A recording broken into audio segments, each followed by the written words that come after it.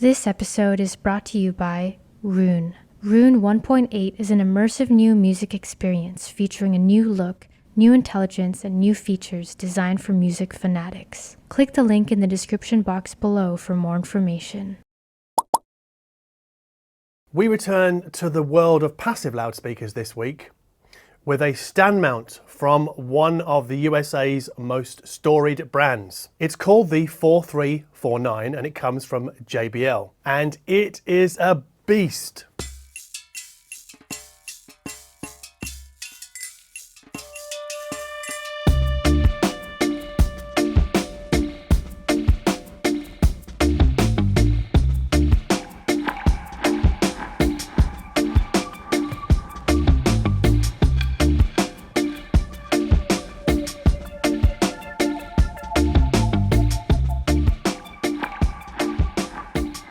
Before we get going though, let's talk about an album. This is called Ost-West, which is German for East-West. It's from a German band called Automat. This is a great album. This came from 2016. At its core is dub, but it's not, I guess, what you call Jamaican dub. It's very white guy dub, and it's laced with a lot of electronica and the occasional vocal. It's a bit quirky, it's a bit experimental, it's a bit eccentric. And I've been listening to this through the JBLs, the 4349. Now JBL call the 4349 a stand mount, but it's practically a floor standing loudspeaker. And it's pretty chunky. It's 45 centimeters wide, 74 centimeters tall, and 32 centimeters deep. And they might look like your grandfather's JBLs, but the internals, the drivers, the crossover, the cabinet bracing, this is all 21st century stuff. So behind the removable grill, they're not magnetic, they're those kind of plug ones that you have to sort of shove in and pull out very carefully. Behind that grill, which you can see right now is exposed, behind that grill is a 30 centimeter mid-bass driver. It's pure pulp, so I guess it's kind of like a wood paper mix. And that combines with a pair of front-firing reflex ports to give us a minus 6 dB rating of 32 Hertz. Now the crossover point in this two-way loudspeaker is set at 1.5 kilohertz. Now that's pretty low, that's certainly lower than average. Now why do JBL do this? It's because the tweeter inside this 4349 is not really your average kind of tweeter. It's what's called a dual diaphragm compression driver. And those diaphragms are 4 centimeters in diameter. And that tweeter is what's called horn loaded. So there is a mechanism around the tweeter to project the sound into the room. And it's also used to reduce distortion and minimize breakup modes in the tweeter's output. And that horn area, you can see it, it's kind of like got a cross shape and everything sort of goes into the point where the tweeter sits. That is made of a fiberglass compound, I believe. Now, the first thing I discovered about these JBLs is that they are super fussy about position. Now, that's normally not really too much of a challenge because you can move speakers backwards and forwards, left and right. But these weigh almost 40 kilos each. They're quite awkward to get your arms around, and they're especially challenging to move when they're on the stands. I think they're called the JS120. They're the same stand that you get with the L100 Classic. And maybe they're so heavy because the walls, the cabinet walls, are 1 inch thick MDF. And so the whole thing is just like super difficult to move them backwards and move them forwards without risking damaging the floor. I've got a wooden floor here. So I put them on wheels, on those kind of what's called Möbelhund. Or Möbelhunde, Olaf, is that right? Yeah. Möbelhunde? Like it's these kind of platforms that removal guys use. So I just put them on those just to experiment with position. But I actually ended up in my usual spot. I did try them closer to the wall. They do obviously give you more bass in that position. And I would have them on wheels today in this video, but it looks a bit crap, even though I prefer the sound of them on wheels, I think.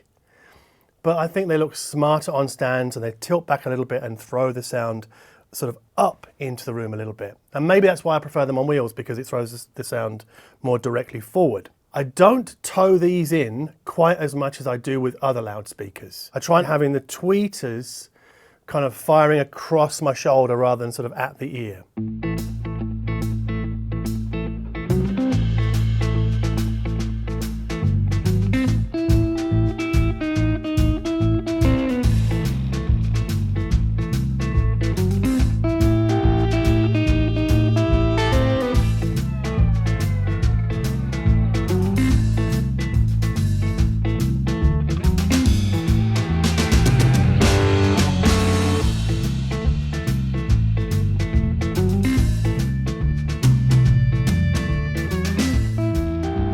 The 4349 are 8 ohm nominal and they have a sensitivity of 91 dB. That means if we put 1 watt of music power into the back of them and sit 1 meter away, we would register 91 decibels in our seated position. Further away from that, we have to drop it by about 10, so it's roughly 81 dB in the seat. But these are super sensitive speakers. And that means generally you don't need a lot of amplifier power. And it also means that, in my experience, they tend to come on song or come into bloom with the full sound much lower on the volume dial. They're really good for low level listening. But just as the JBLs are fussy with position, so too are they fussy about the amplifiers that feed them. And I've never met such a fussy speaker as these. I can tell you straight away, they don't seem to like Class D or digital amps. Not at all. They make the tweeter sound a bit hard and a bit glary. The two that didn't are both Class AB. They are the Naim Uniti Atom and the Hegel H190. The whatabouters amongst you might be thinking, John, but what about tube amplifiers? I don't have a tube amp, not a dedicated full-on tube amp. I would like to try one, but here's the problem, is that they run hot. And especially in the summer in Germany, that's really a no-go. You might think of Berlin as this cold, icy tundra for most of the year. I can tell you that summers here are much hotter than they are in the UK. This year, once again, we've had days that have been on par with Australia. So I think 2 days ago, it was 35 degrees Celsius here. That's nudging 100 Fahrenheit in American money. So tube amps are a nice idea, but practically for me, I think at the moment they're a bit of a no-go. And I would recommend, if you're listening to these loudspeakers in a hi-fi store, if you're giving them a demo, try them with different amplifiers before you reach for the tweeter adjustment settings on each speaker, because you can sort of turn them up and turn them down. I did try turning them down a little bit for the Class D amps, but it just made everything a bit too dull. So I returned the two rotaries to their 0 position. And then that's when I put in the Naim Uniti Atom, and that was like a wow. And then the Hegel actually was even better. That was like a double wow, you know? So it does take time, more than any other speaker, one of which I've got in mind, we'll talk about in a bit. It takes time to find the right amp for these loudspeakers. They're super fussy, because when you get the right amplifier, you get this lovely smooth top end, but you get not just dynamics, but explosive dynamics. These are possibly the most dynamic sounding loudspeaker that I've ever heard. Now, if you're not sure what dynamics are, that's basically the difference between the quiet sound and the loud sounds. So like a non-dynamic speaker or less dynamic speaker will be more like this. And the 4349 are very much like this. Like this. And what that means is that it adds life to even the flattest recordings, even compressed loud recordings like McCluskey Do Dallas, which is like a proto-Welsh punk. Fantastic record. I can't get enough of McCluskey's stuff and Future of the Left as well. Now that's already a fairly exciting sound, but it's heavily compressed at the recording level. But I think playing it through these loudspeakers seems to reinvigorate it a little bit. The JBLs with the Naim Uniti Atom or the Hegel just bring a bit more dynamic life to the party. And that's especially true, once again, at lower volumes. And the 4349 also juice every last bit of excitement from Oasis's Bring It On Down, which is a much underrated track from their debut album, Definitely Maybe. But the common misconception with speakers like these is that they are party speakers. They're rock and roll party speakers, and that's all they're good at. And that is absolutely not true, because they have what I call a mountain stream clear mid-range, especially with female vocalists like Björk and Joanna Newsom. And sometimes, I gotta say, they can sound a little bit coarse up top. And I actually thought that was the speaker to start with. This is before I tried the Hegel, because I was just using the Naim Unity Atom. And then occasionally just a bit of coarseness would creep into the uppermost frequencies, just a smidge. But when I swapped out the name for the Hegel H190, that sort of disappeared. So it's not the speakers, it's the amp in that particular case. Not that the name is a coarse sounding amplifier, it's just that these speakers really are very revealing of what is placed before them. That's a horrible cliche, isn't it? That really is a nasty, just, yeah, a thing that lots of hi-fi people say, right? And it's meaningless. But I think in this particular case, they're fussy about position, they're fussy about amplifiers. You've got to get it right. But if I wanted to sort of point to a speaker that does sound smoother or silky smooth up top, or more silky smooth up top than the JBLs, I would point to the Wilson Audio Tune Tot, which doesn't go down to 32 Hertz. And I would also point to the Kaya S12 from Vivid Audio, which also don't go down to 32 Hertz, or even close. So for those two stand mounts, you need a subwoofer. And I didn't really feel like I needed to add a subwoofer to these JBLs.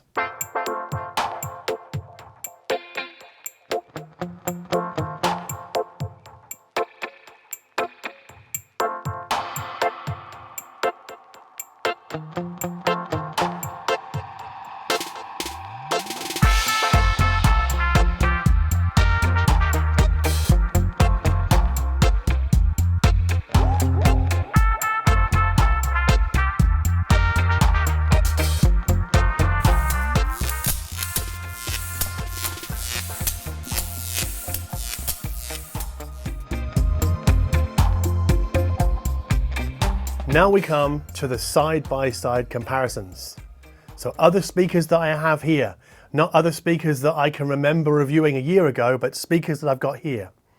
And they are speakers that also tip their aesthetic hat to the old school whilst factoring in 21st century engineering. And they are the Klipsch Forte IV. And the Klipsch are also more than 90 dB sensitive. They're definitely on par with the JBL. So that means we get low volume listening satisfaction, and we don't have to worry too much about having enough amplifier power. Now, one of the main differences between these two speakers is that the JBL are a two-way and the Klipsch are a three-way.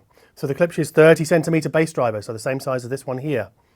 Only does bass because they have their own mid-range driver, which the JBL doesn't have. Also, the Klipsch doesn't have any bass reflex ports. It has a passive radiator on the back panel of the speaker, which kind of acts like a port. But on the back of the JBL, there's nothing. There's just binding posts and just a solid piece of wood, or rather MDF with a real wood veneer cover. But in tighter spaces, certainly tighter spaces than these, I think the JBLs would be the way to go, because their front firing port and the lack of anything on the back that tries to enhance the bass of the speaker means that they can go closer to the wall if you want them to. I can't do that with the Klipsch, not at all. They just get really boomy if I try and push them closer to my front wall here. However, when placed out in the room, the same position as the JBLs, I'm playing something like the Automat LP. This one.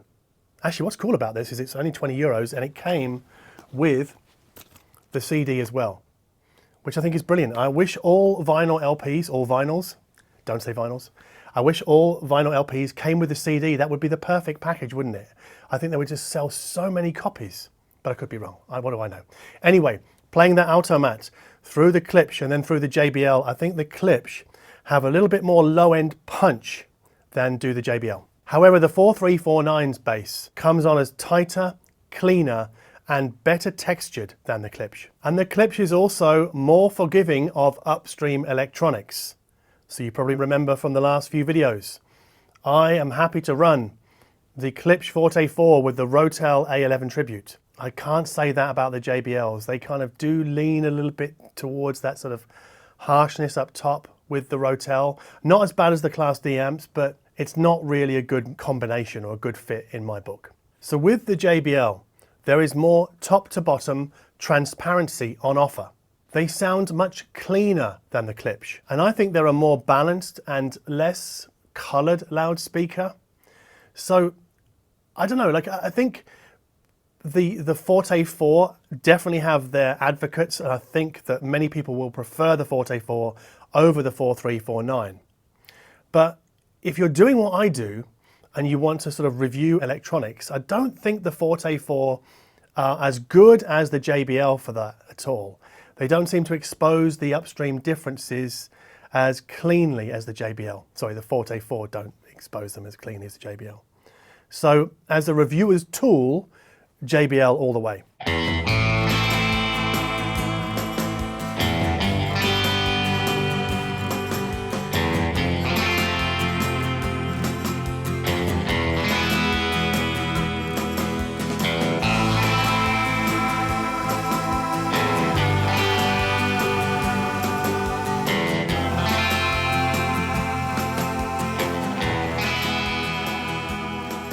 Which one wins out on the all-important dynamics factor? Because people love the Forte 4 and other Klipsch loudspeakers because of their dynamics. Well, I think the JBL just shade the Klipsch in this respect. Just a little bit, not a huge amount. It's not like the Klipsch get blown away or get destroyed or crushed by the JBL, not at all. But I think, yeah, the JBL just have a little bit more dynamic jump factor than the Forte 4. So really, if you're attracted by the notion of strong dynamics, especially those offered by a Klipsch loudspeaker, but you have a thirst for a better sense or a feeling of neutrality, then I think you'll be better served by the JBL 4349. But we should also acknowledge at this stage that the JBL are slightly more expensive than the Klipsch. So if you're expecting me to end this video with the JBL 4349 competes with loudspeakers 2 or 3 times its price, forget it. I don't even have loudspeakers 2 or 3 times its price in this house. So I wouldn't be able to specify what they are if I were to say that, because I should specify that. All I can do is tell you how they compare to the Forte 4, and I've given it my best shot.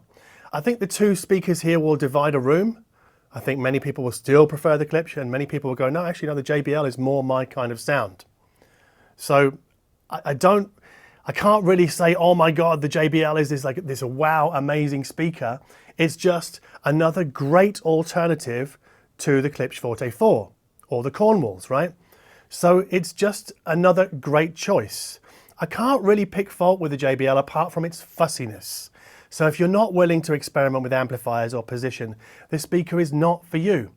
But in every other respect, I think it's absolutely fantastic. I've absolutely loved playing music for the last, 3 weeks through these loudspeakers, maybe a bit longer because I was kind of crossing it over with my LS60 Wireless review. But I just, I never played anything where I thought, oh my God, I'm really not enjoying this at all. The only thing I would say, actually, there is one more thing to add that I've forgotten to mention up until this point, is that the imaging, the sort of the fake phantom center between the loudspeakers isn't quite as crisply defined with the JBL or the Klipsch as, say, with the KEF LS60 Wireless. So you don't buy the JBL if you're really into soundstage and imaging. But as I say, like everything else, is absolutely top notch. So if you think this video is top notch, please hit the like button down below. If you like my attitude towards high-end audio, in that I don't really tend to get carried away with superlatives where I don't think they apply, and yet hope that you understand that just because there isn't a superlative doesn't mean that what I'm talking about isn't absolutely fantastic, because it is. We're talking about a very high standard of loudspeaker design here. So if you dig that, then please consider subscribing to this channel down here. And as always, thank you ever so much for watching. Because they have what I call a mountain clear, no, that's not right. Because they have what I call a mountain stream clear mid-range let me do that again. Because they have what I call a mountain stream clear mid-range, especially with female God, I almost got it. And the Klipsch are 90 dB. So for those 2 submounts. Also, the Klipsch does not have any ports on it. However, the 4349 Its bass, however, the 4349's low end comes on as, oh, I've done it again. I went off road a bit there. I'm not going to worry about like